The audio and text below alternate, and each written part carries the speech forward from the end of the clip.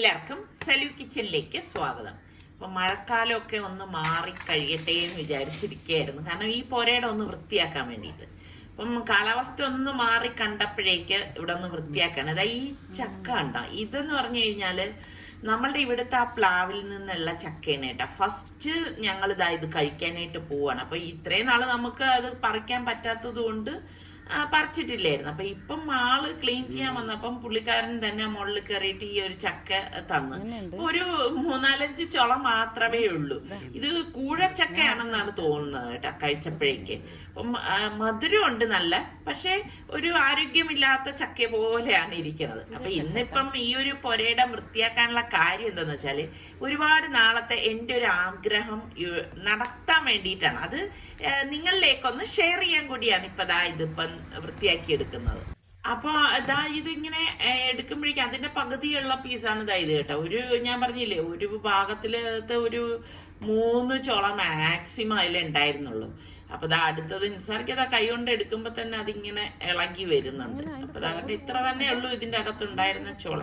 പക്ഷെ കഴിച്ചപ്പോ നല്ല മധുരം ഉണ്ടായിരുന്നു കേട്ടോ. കൂഴ തന്നെ ആണ്. ചക്ക കിട്ടിയപ്പോ പിന്നെ ചക്ക ചക്ക ചക്ക തന്നെ. അപ്പൊ കൂട്ടത്തിലെ മണ്ട പോയ തെങ്ങും കൂടി വെട്ടിമാറ്റാണ്. ഇത് വെട്ടിമാറ്റാനുള്ള കാര്യം എന്ന് പറഞ്ഞു കഴിഞ്ഞാൽ ഒരിക്കൽ നിസ്സാർക്കാക്ക് കരിക്ക് കുടിക്കാൻ കൂടി. അപ്പൊ ഇവിടെ ഒരു ബംഗാളി നിപ്പുണ്ടായിരുന്നു. പിന്നെ അവനെ നമ്മൾ കാണുന്നത് ഈ തെങ്ങിന്റെ മണ്ടയ്ക്കാണ്. അവിടെ ഇരുന്ന് അവൻ എന്ത് കാണിച്ചെന്ന് അറിയത്തില്ല. അവൻ തേങ്ങയൊക്കെ വെട്ടി ഇറങ്ങി. അതിനുശേഷം ഈ തെങ്ങ് മണ്ട പോയ തെങ്ങായിട്ടാണ് വന്നത്, കിളിച്ചിട്ടില്ല. പോരട്ടെ. ഒന്ന് ആഞ്ഞു പിടിച്ചേ. ഇപ്പൊ പോവും.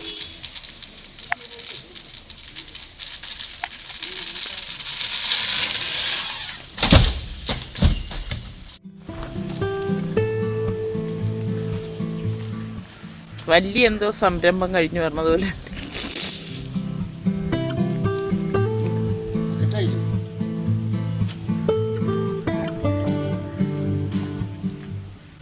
ഇതെന്ന് പറഞ്ഞാൽ 2 പേരേ ഉള്ളൂ, 5 പേരെ ഫലം ചെയ്യുന്നു അല്ലേ. അങ്ങനെ ഇപ്പം ആ തെങ്ങിന് ഒരു തീരുമാനമായി. ഇപ്പം ഇതിനിടയിൽ കുട്ടി കുട്ടി വാഴക്കൊലകൾ അവിടെ ആയിട്ട് നിപ്പുണ്ടായിരുന്നു. അപ്പൊ അതൊക്കെ ഒന്ന് മുറിച്ചെടുത്ത ശേഷം വാഴക്കന്നുകളൊക്കെ ഒന്ന് മാറ്റി നടണം. അപ്പം കുറെ നാളുകൊണ്ട് നമ്മളിങ്ങനെ വിചാരിക്കുന്നുണ്ട് എല്ലാം ഒന്ന് ലെവലാക്കിയൊക്കെ വെക്കണം. അപ്പോഴൊക്കെ ഇവിടെ ഭയങ്കര മഴയും നമുക്ക് ചെയ്യാൻ പറ്റാത്തത് പോലത്തെ കാലാവസ്ഥയായിരുന്നു. അപ്പൊ എല്ലാം ഈ ഇതുപോലെയുള്ള കൊലകളാണ്. അതൊക്കെ വെടിച്ചൊക്കെ പോയിരിക്കുന്നു കേട്ടോ അവിടെ ആയിട്ടൊക്കെ. അപ്പൊ നമ്മള് സ്ഥലം പറഞ്ഞു കൊടുത്ത് അവിടെ ആയിട്ട് ഈ വാഴക്കന്നുകൾ മാറ്റി വെക്കാനായിട്ട്. അപ്പൊ നമ്മള് ഇവിടെ വൃത്തിയാക്കാനായിട്ട് കുറെ പ്രാവശ്യം ശ്രമിച്ചതാണ്. ഈ പണിക്കാരെയൊക്കെ ഇപ്പൊ കിട്ടാൻ വലിയ പാടാണ്. അപ്പം കുറച്ച് ദിവസം അധികമുള്ള പണിയാണെങ്കിൽ പണിക്കാർക്കും ഇൻട്രസ്റ്റ് ഉള്ളു വരാനായിട്ട്. നമ്മൾ പറയണ ഒരു 2 ദിവസത്തെ പണിയല്ലേ ഉള്ളൂ, നിങ്ങൾ വരെന്ന് പറഞ്ഞു കഴിഞ്ഞാൽ അവർക്ക് അങ്ങനെ പണിക്ക് വരാനൊന്നും പണിക്കാർക്കൊന്നും താല്പര്യമില്ല. ഇപ്പൊ പണ്ടത്തെ കാലം പോലൊന്നും അല്ല. ഇപ്പൊ എല്ലാം ടെക്നോളജി വളർന്നതനുസരിച്ച് പണിക്കാരുടെ ഒരു ആറ്റിറ്റ്യൂഡ് മാറിയിരിക്കുകയാണ്. അപ്പൊ ഇപ്പോഴാണെങ്കിൽ ഇതിപ്പോ ഈ പറഞ്ഞ മാതിരി ഞാൻ വൃത്തിയാക്കി എടുക്കുന്നതിന്റെ കാര്യം ഞാൻ പറഞ്ഞല്ലോ. എനിക്കാണെങ്കിൽ ഒരുപാട് കാലം കൊണ്ടുള്ള എൻ്റെ ഒരു ആഗ്രഹമായിരുന്നു. അപ്പൊ ഞാൻ പറഞ്ഞ ഇന്നിപ്പോ നല്ലൊരു കാലാവസ്ഥയാണ്. ഒരുപാട് അങ്ങ് വെയിലും ഇല്ല, മഴയും ഇല്ല. അപ്പം എന്തുകൊണ്ടും എനിക്ക് ചെയ്യാൻ പറ്റുന്ന അനുകൂലമായ ഒരു കാലാവസ്ഥ തന്നെയാണ്. വേറൊന്നുമല്ല, എനിക്ക് 2 പോത്തുംകാല് കിട്ടിയിട്ടുണ്ട്. അപ്പൊ ഞാൻ വിചാരിച്ചു ഈ ഓപ്പൺ സ്പേസിൽ പണ്ട് നിസാർക്കെ ചെയ്തതുപോലെ എനിക്കൊന്ന് ചെയ്യാനൊരു ആഗ്രഹം.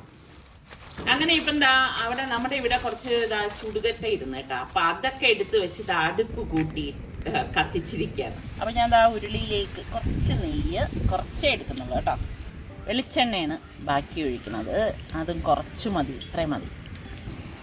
നമുക്ക് കുറച്ച് ഉലുവ, പെരിഞ്ചീരകം. തീ കണ്ട കാറ്റ് കാരണം ഇങ്ങനെ ഡിസ്റ്റർബ് ആവുന്നുണ്ട്. പിന്നെ പട്ട, കുറച്ച് ഏലക്കായ, ഗ്രാമ്പു, കുരുമുളക്.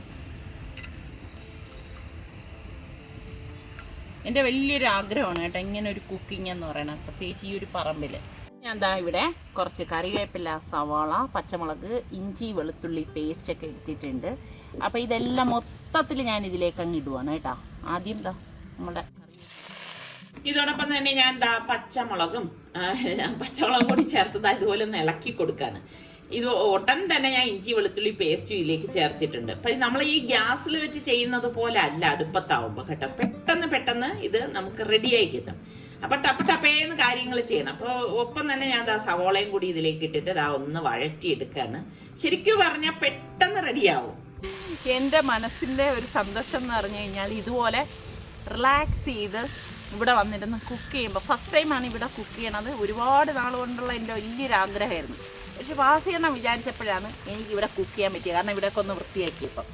അപ്പം ഞാൻ പറഞ്ഞു വന്നത്, നമുക്ക് എന്താണോ മനസ്സിന് സന്തോഷം തരുന്നത്, ഒരുപാട് നമ്മൾ വിഷമങ്ങളൊക്കെ അനുഭവിക്കുന്നവർ പല ടൈപ്പിൽ പല തരത്തിലായിരിക്കും നമ്മൾ വിഷമതകളൊക്കെ അനുഭവിക്കുന്നത് മാനസികമായി. അപ്പൊ നമ്മളുടെ മനസ്സിനെ നമ്മൾ വിഷമിപ്പിക്കാതെ നമുക്ക് എന്താണോ ഇഷ്ടം ആ ഒരു സന്തോഷത്തിൽ നമ്മൾ ഏർപ്പെടണം. അതായത് നമ്മളുടെ മനസ്സിനെ എപ്പോഴും സന്തോഷപ്പെടുത്താൻ നമ്മൾ തന്നെ ശ്രമിക്കണം. അല്ലാതെ ഇപ്പം മറ്റൊരാൾക്ക് അത് സാധിക്കത്തില്ല. അതാണ് എപ്പോഴും നമ്മൾ മനസ്സിലാക്കേണ്ട കാര്യം. നമ്മൾക്ക് ഏതിലാണോ സന്തോഷം കണ്ടെത്തുന്നത് അതിലെ ആ ഒരു പ്രവർത്തികളിൽ നമ്മൾ ഏർപ്പെടുക. എന്നെ സംബന്ധിച്ച് എനിക്ക് കുക്കിങ്ങിനോടാണ് ഇഷ്ടം. ഇത് കണ്ട ഈ മാങ്ങ പുളിശ്ശേരി മാമ്പഴമാണ് കേട്ടോ. ഇത് നമ്മൾ ലുലുന്ന് വാങ്ങിച്ചുകൊണ്ടുവന്നതാണ്. സലു ഉള്ളപ്പം വാങ്ങിയതാണിത്. പക്ഷെ എടുക്കാൻ അന്ന് അവൻ പറഞ്ഞ അത്ര മധുരമൊന്നും കാണത്തില്ല എന്ന്. അപ്പൊ ഇപ്പോഴാണ് ഞാനിപ്പോ ഇതിപ്പോ കഴുകി എടുത്തിട്ട് വന്നത് നമുക്ക് എല്ലാവർക്കും കഴിക്കാൻ വേണ്ടിയിട്ട്.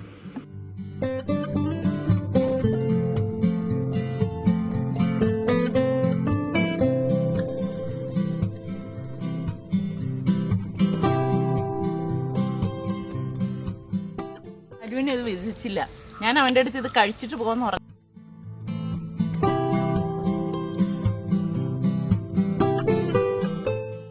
അപ്പൊ നമ്മുടെ ഉള്ളി, ഇഞ്ചി, വെളുത്തുള്ളി, പച്ചമുളക് എല്ലാം ഒന്ന് മൂത്ത് വന്നിട്ടുണ്ട്. അപ്പൊ ഇനി നമുക്ക് പൊടികൾ ഇടണം. ഞാൻ ഇന്നിപ്പൊ കൈ കണക്കാണ് ഇടുന്നത് കേട്ടോ, അല്ലാതെ ടേബിൾ സ്പൂൺ കണക്കൊന്നും പറയുന്നില്ല. അപ്പൊ ഞാൻ കുറച്ച് മഞ്ഞൾപ്പൊടി, കാശ്മീരി ചില്ലി പൗഡർ, അപ്പൊ ഞാൻ ഇതുപോലെ മല്ലിപ്പൊടി, പിന്നെ നമുക്കിനി ഗരം മസാല പൊടി, കുരുമുളക് പൊടി ഇട്ട ശേഷം ഞാൻ കുറച്ച് ഗരം മസാല പൊടിയും കൂടി ഇട്ട് കൊടുക്കണം. പിന്നെ ഇതൊന്ന് നമുക്ക് പെട്ടെന്ന് തന്നെ ഇളക്കി കൊടുക്കാം. ഞാൻ പറഞ്ഞില്ലേ അടുപ്പായതുകൊണ്ട് പെട്ടെന്ന് കരിഞ്ഞു പോകും ചിലപ്പം. പാകത്തിനുള്ള ഉപ്പും കൂടി ഇട്ട് കൊടുക്കണം.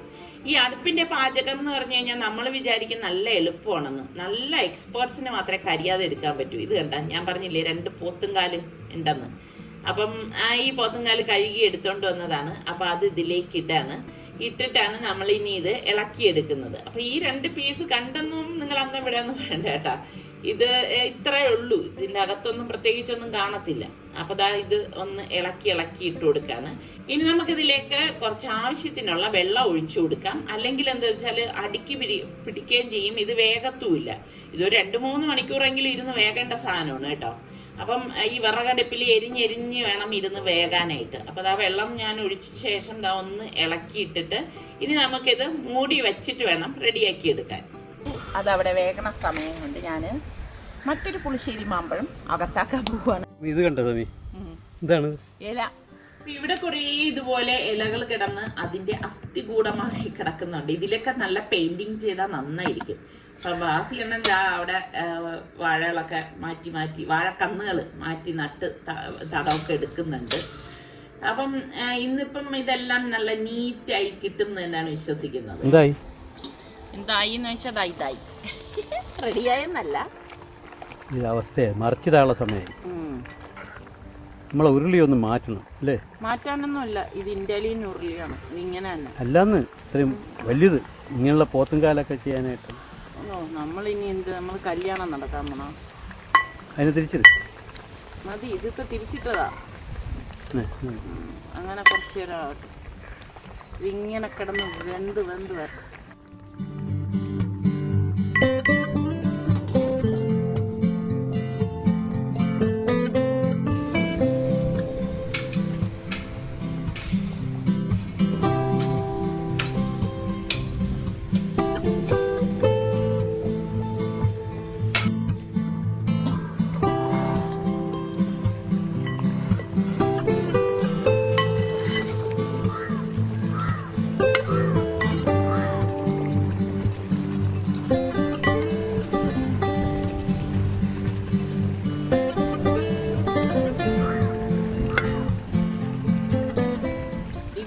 വലിപ്പം കണ്ടിട്ട് ആരും അന്തം വിടണ്ട കേട്ടോ. കാരണം ഇതിലൊന്നും ഇല്ല അല്ലേ സംഭവം. പിന്നെ ഈ കാണുന്ന ഇറച്ചി ഇത്ര മാത്രമേ ഉള്ളൂ.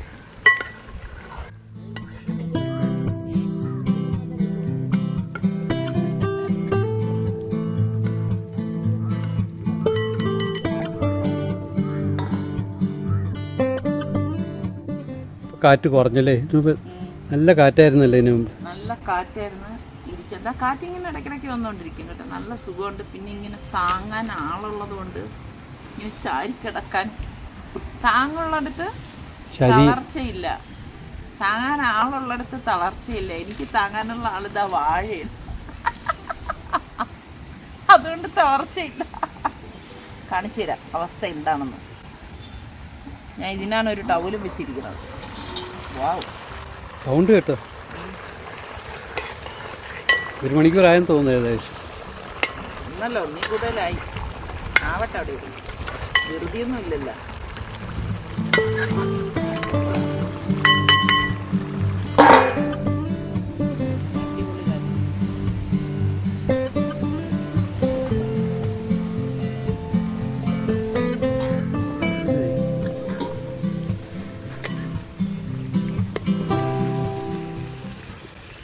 മതി. 2 അല്ല 3 മണിക്കൂറായിരുന്നു. തീ ഓഫ് ഗ്യാസാ ഞാൻ പറയാം. അങ്ങനെ തീ അങ്ങോട്ട് വെളിയിലോട്ട് വലിച്ചിട്ടാ.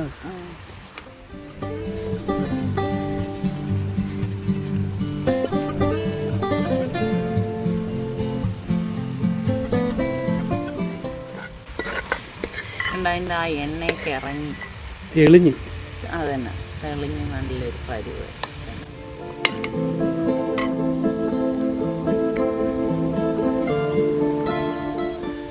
ശരിക്കും വെള്ളപ്പം ഉണ്ടല്ലോ, അത് ഇതുമാണ് നല്ലൊരു കോമ്പിനേഷൻ അല്ലേ?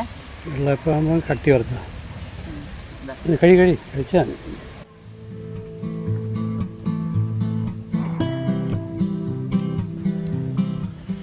അപാര ടേസ്റ്റ്.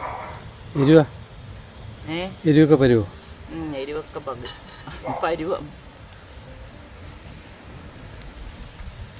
ഒരു നേരം എടുക്കും ഞാൻ ഇത് കഴിച്ചു കഴിയാൻ. എന്തുകൊണ്ട്? ആസ്വദിച്ച് കഴിക്കണം.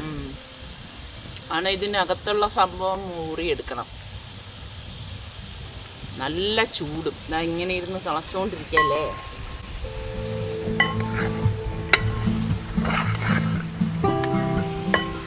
അപ്പം ഇന്നത്തെ എൻ്റെ ഈ ഔട്ട്ഡോർ കുക്കിംഗ് നിങ്ങൾക്ക് എല്ലാവർക്കും ഇഷ്ടമായെന്ന് വിശ്വസിക്കുന്നു.